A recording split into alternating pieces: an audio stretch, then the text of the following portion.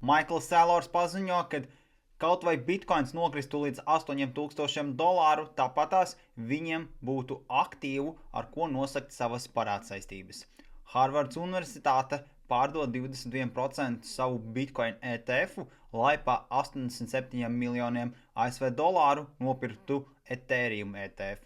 Rītdien, 8 vakarā, tātad 17. datumā, pievienojies kripto numur 1 YouTube kanālam, būsim tiešraidē, iesim cauri, kas tad notiek kripto tirgū. Šodien Amerikā brīvdiena. Šajā nedēļā Fed plāno tirgū iepludināt 16 miljardus ASV dolāru, kā arī Amerika vāc ziedojumus, lai nosaktu savu 38 triljonu ASV dolāru parādu. Tā kā, ja tev ir lieka nauda, var arī ziedot atmaksai Amerikas parādam.